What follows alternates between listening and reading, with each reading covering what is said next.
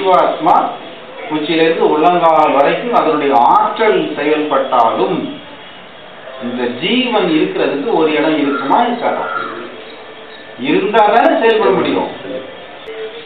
இங்கே ஜனாதிபதி கேபிட்டல்ல அவருக்குன்னு ஒரு மாளிகையில இருந்தா மட்டும்தான் எல்லாரும் போய் பார்த்து எடுத்து எல்லாத்தையும் செயல்படுத்த முடியும். அவர் இந்தியா முழு சுத்திட்டே இருக்காருன்னு இங்க அவர் பார்க்கறதுக்கு நம்ம எங்க போகணும்? அவருக்கு பார்த்தாலும் ஓடணுமா? அவர் ஒரு இடத்துல இருந்தா தானே எதையும் பார்த்து எடுத்து செயல்படுத்த முடியும் இல்லையா?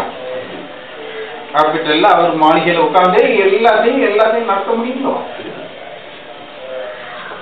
அதே மாதிரிதான் இறைவன் உயிர் நம்முடைய ஜீவன் ஒரு இடத்துல இருந்து உச்சியிலிருந்து உள்ளங்கால் வரைக்கும் நம்முடைய எல்லா புலன்களையும் அவயவங்களையும் அவர் தன்னுடைய ஆளுகைக்கு உட்படுத்தி இருக்கார், நடத்திட்டு இருக்கார்.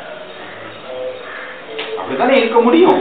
இப்படியே யோசிக்கணும், இப்படியே சிந்திக்கணும். அப்ப அவர் இருக்கிறதுக்கு ஒரு இடம் இருக்குது. எங்க இருக்கு? மூளை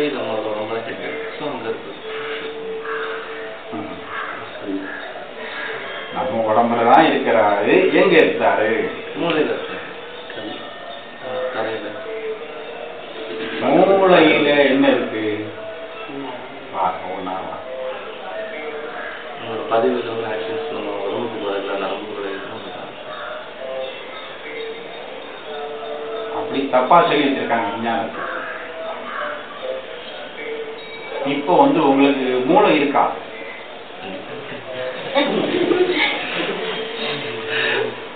இருக்கு, செயல்படாம.